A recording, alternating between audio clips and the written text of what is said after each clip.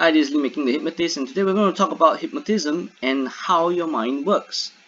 Of course, specifically, if I actually do share this video with you as a potential client, you might want to listen to this all the way to the end. Also, if you do know anyone who might want to know more about hypnotism or how I can actually help them to resolve their issues, you can share this video with them, and don't forget to like and subscribe. Now, a very quick introduction of myself. I am an NLP Master Practitioner, and NLP stands for Neuro-Linguistic Programming, and I'm also a certified hypnotist, and I co-authored 3 books. Now, this is of course a very quick introduction about who I am now, but years ago I was suffering from mental health issues. I nearly died twice. I had a post-traumatic stress disorder. I also had depression as well as anxiety, among other things. And what happened is that, long story short, I actually learned NLP as well as hypnotism to actually solve my own issues first. And that is how 5 years ago I actually got started doing my hypnotherapy practice. And look where I am now. I have been featured and interviewed in all sorts of media like the newspaper, Asian Entrepreneur, interviewed on Toggle, Shout, US podcasts. So pretty much quite a very interesting last few years, if I could say. Now, if you want to understand how hypnotism works, you must first understand how does the mind work. So you see, we have a conscious mind. The conscious mind is very logical and it's also like a gatekeeper. Now, if you're listening to me right now, you can consciously or logically choose to reject information from me, choose not to listen to me, or you could choose to open the doors, allow me to share with you, for you to just have an understanding of how hypnotism, how the mind works. This is an example of how the conscious mind could be like. Now, of course, if we have the conscious mind, we also have the unconscious mind. The unconscious mind is honestly very illogical. I mean it. It's kind of like a sponge, it just absorbs everything.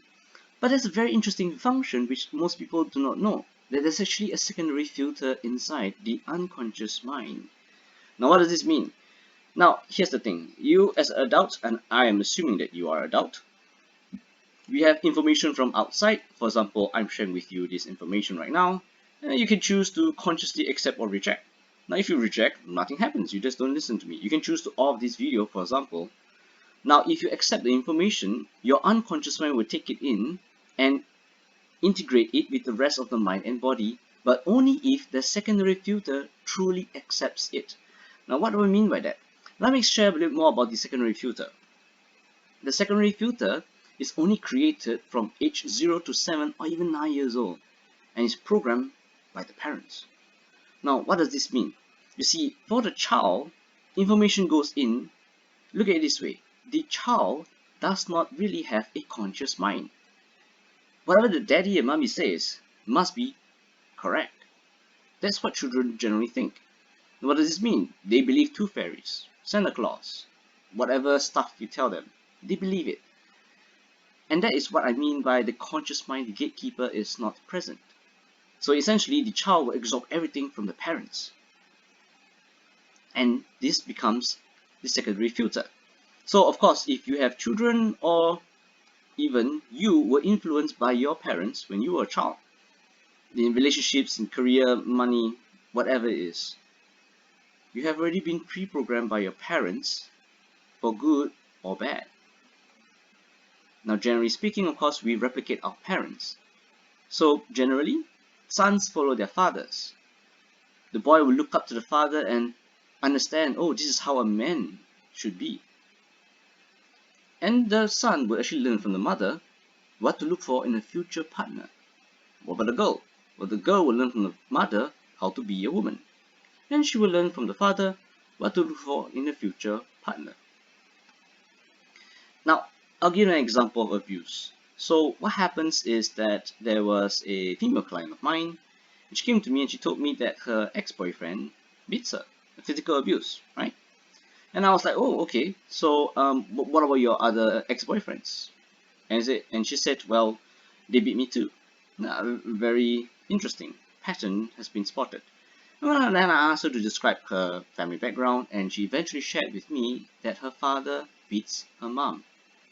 Now, think of it this way, when she was young, she saw the father beat the mother, and she could be having a program been implanted as part of the secondary filter that perhaps love means getting beaten.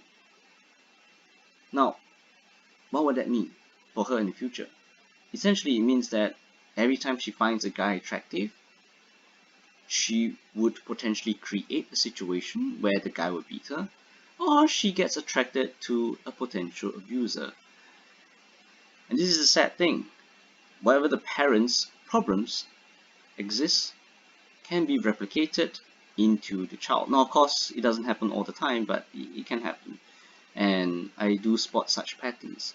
Now, what happens is that until the age of 7 or 9 or even as late as 12, puberty would start. So some are younger, some are average, some of course a little bit older.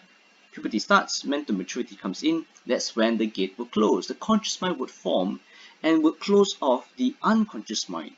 Therefore, that's when the child will be able to think for themselves and say, "No, daddy, what you're saying is wrong." And the parents will be thinking, "My son is rebelling against me." And that's how it all works. And I hope you sort of get where I'm coming from at this point in time. Now, another metaphor that I like to use is, you imagine a computer.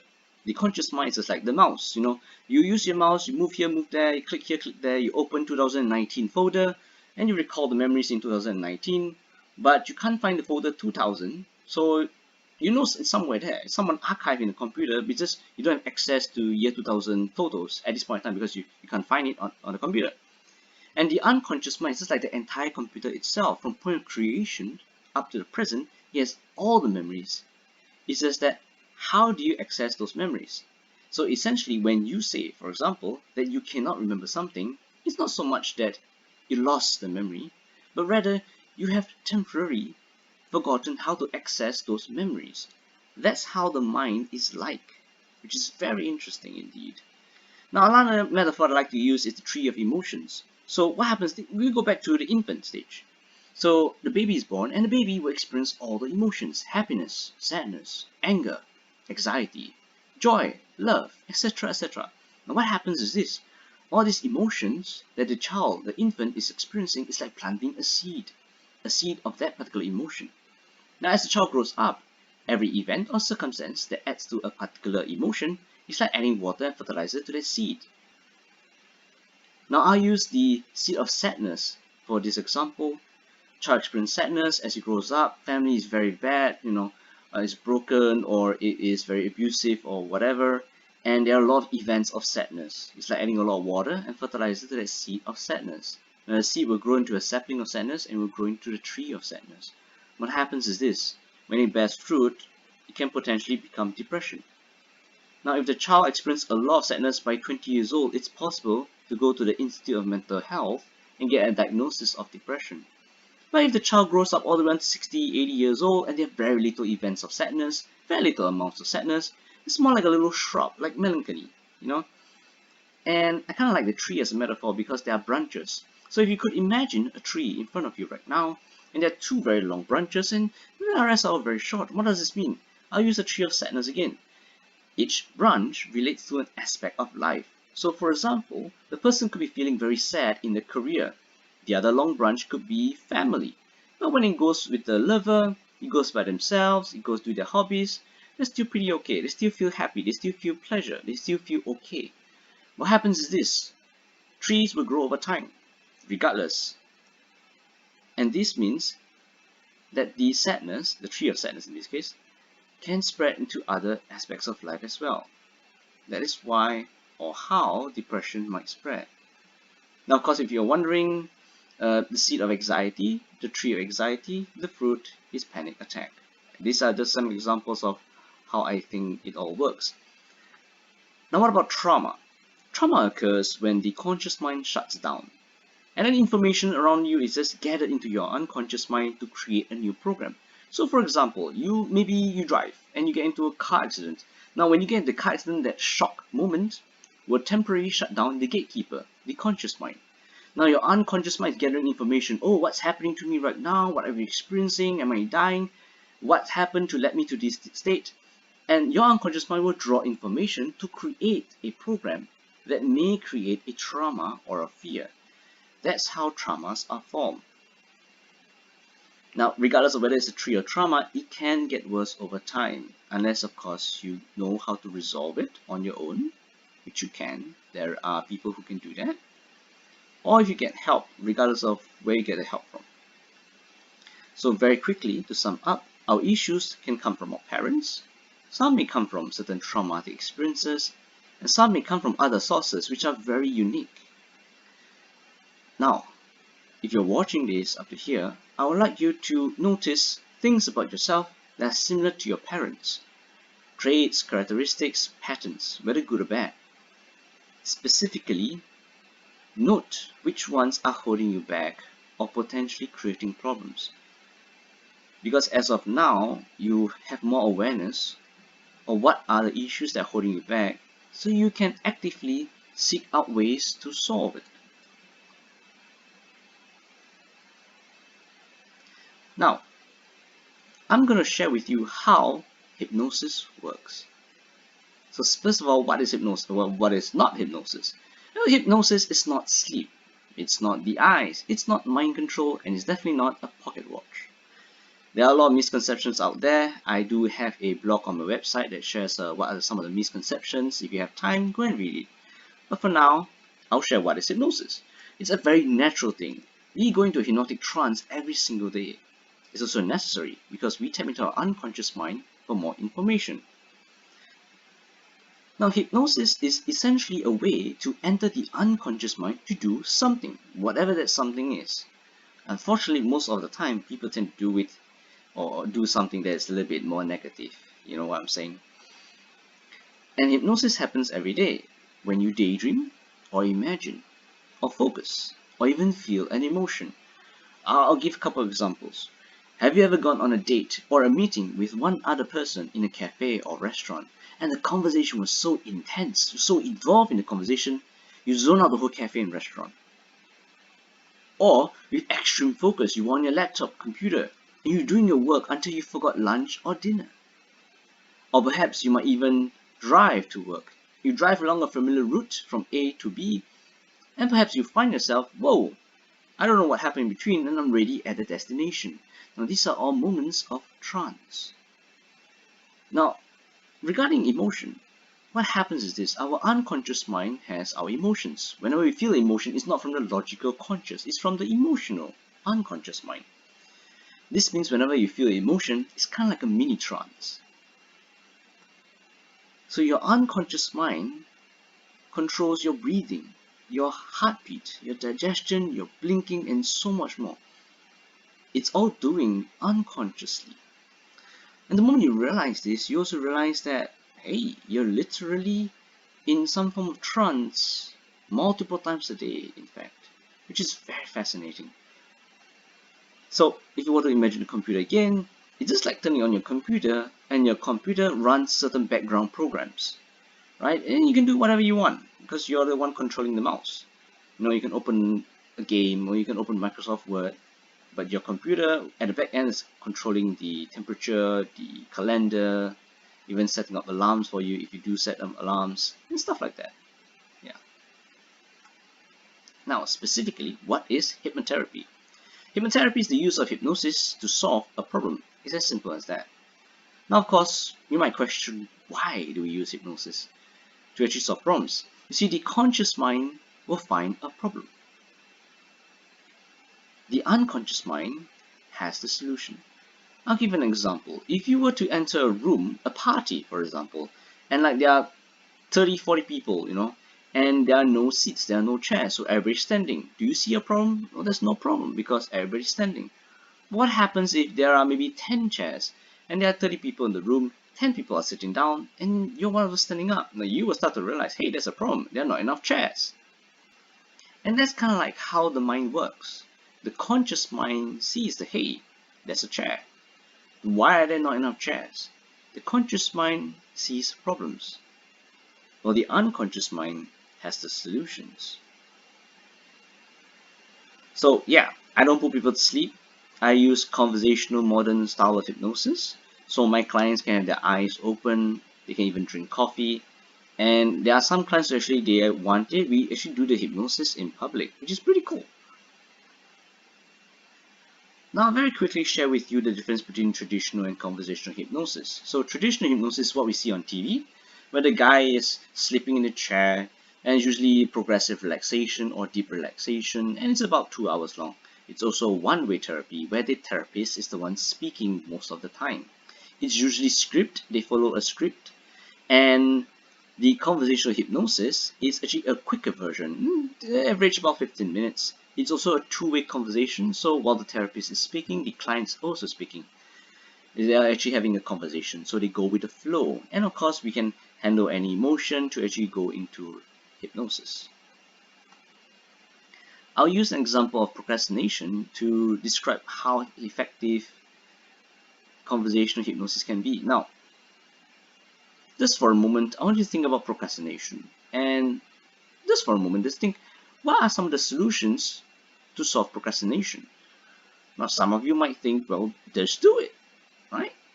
Some of you might also be thinking, well, just be proactive, take action. Some of you might be thinking, well, do it step by step or some other stuff. You can have your own solutions, regardless. Now, I'll share 3 examples, 3 case studies, in fact, of 3 of my clients. I've got quite a few clients who actually came to me for procrastination, but I just choose to target these few. So the first one is this guy. He is sitting in a chair and he has his eyes wide open, and he tells me procrastination is like a barrier in front of me. I can't do my work because of this barrier. And I asked him, well, how would you like to solve this barrier? And he said, King, I need an intense amount of energy. And the moment he said that, the barrier turned to the sun. And the sun grew bigger, grew merged into him. He could feel the energy crossing through his veins. And the next 3 days and 3 nights, he did all his work. He procrastinated on his projects for about 6 months. So can you imagine that? He joked with me that he needed to see me to resolve fatigue. And I said I could do it for free if you want. And he said he was just joking. That's how fast it was. Now what about the second example? The second example was actually done in a fish restaurant. She was a Muslim actually. So here's the funny thing. We place order for our lunch, fish, right? The waiter goes off. And then I asked her, well, why do you procrastinate? And she said, well, I want to start a business to provide for my family, but at the same time, I want to slack and relax. And what happens is that I amplify the purpose for her, the purpose of providing for her family, to start a business to provide for her family. And just like that, that procrastination, that wanting to slack, just disappeared on its own. Now, the waiter came back with the fish, and I finished up the hypnosis with her, and then we eat. Here's the funny thing, every 3 months I like to just check with her how's the procrastination. And you say, well, procrastination, everything I think I want to do, I straight do already. And she opened her own tuition agency, in fact, which is pretty cool. The last one is something what I call auto-regression. And very quickly, a regression is a hypnosis technique to go back in time, in memories. I don't do it all the time, just like the first 2 examples. Now, for this one, I actually did another technique with the client. But why I call it auto-regression is because the client's unconscious mind automatically went back in time without me suggesting it, which is pretty cool. So this person is a business owner, and he procrastinated on his business, which is very interesting. Orders come in, he wouldn't do anything about it, and he'll rather refund the money than do the work. It's very, very severe procrastination, if you ask me.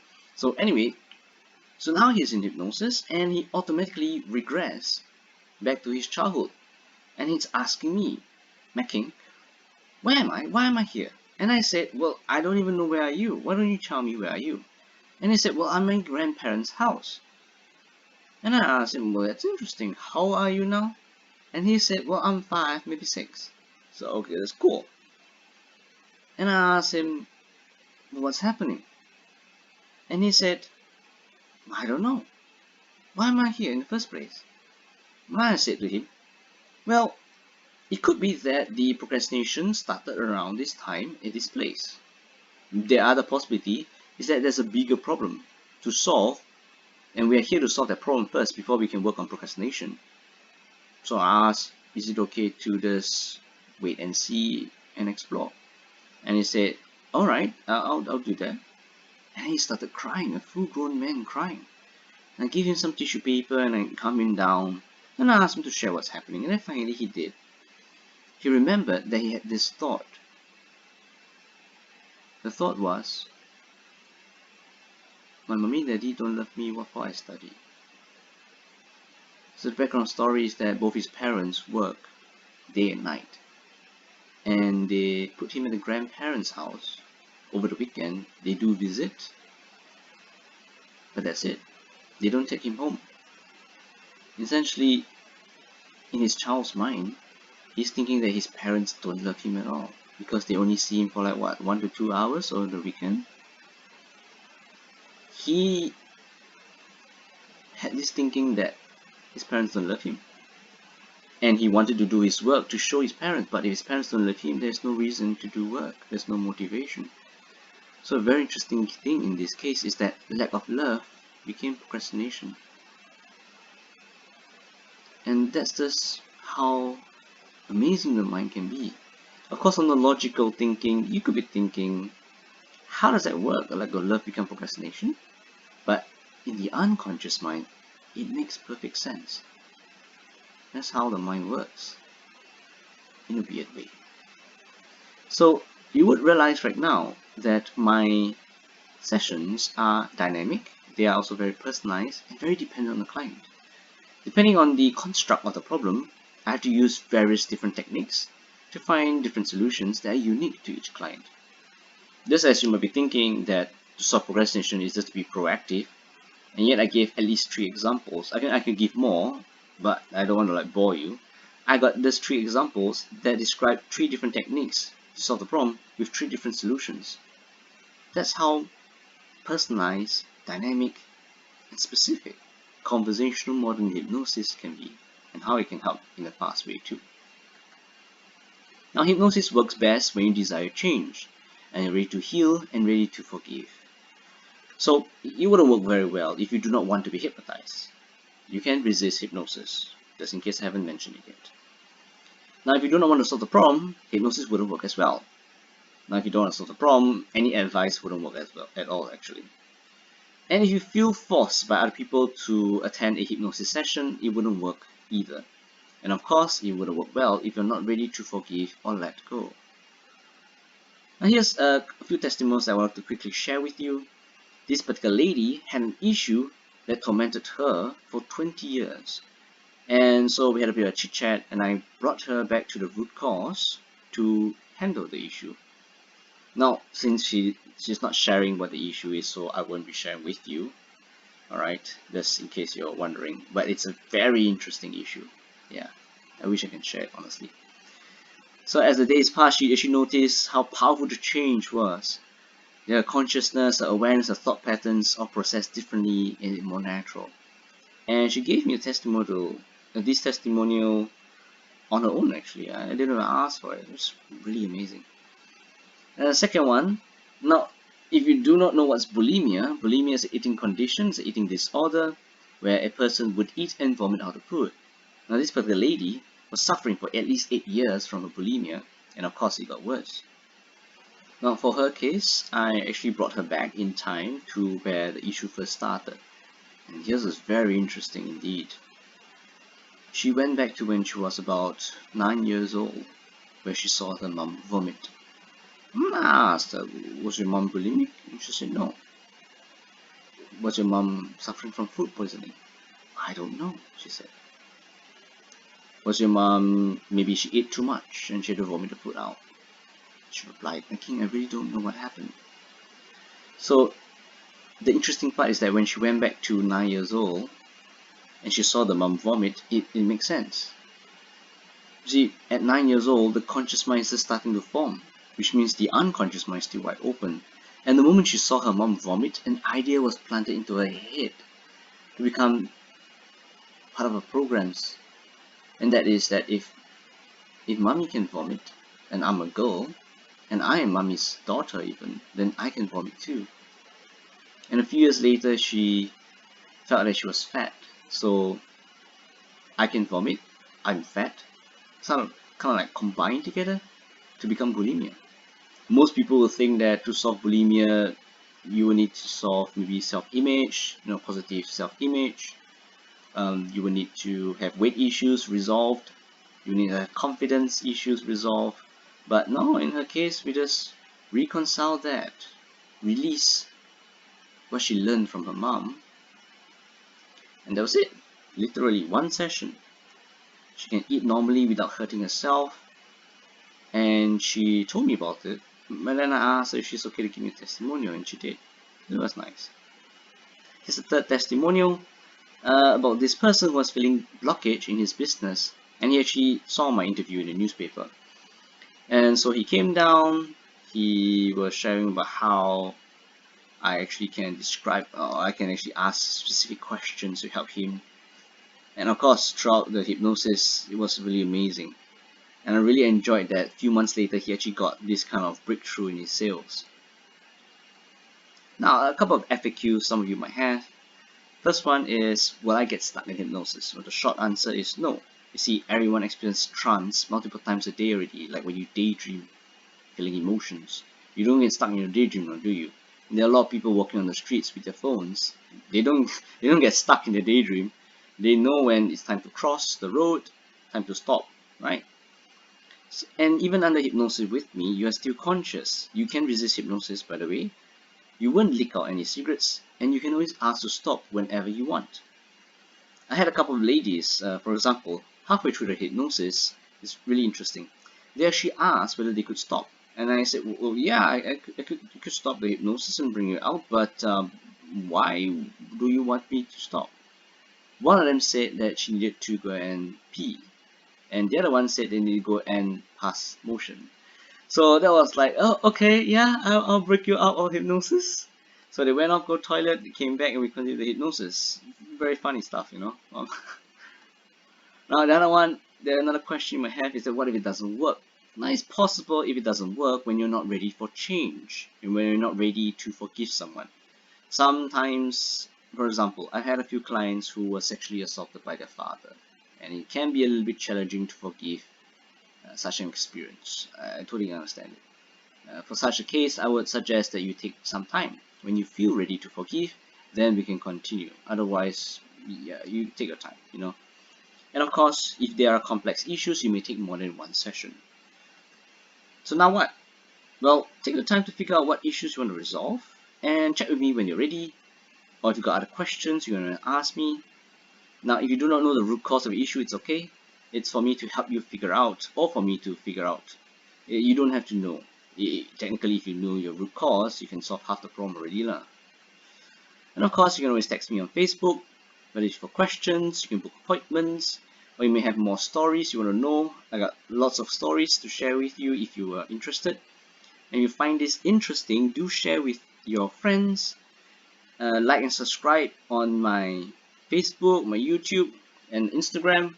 So thank you for listening and watching. I hope it was helpful and enlightening for you. And until next time,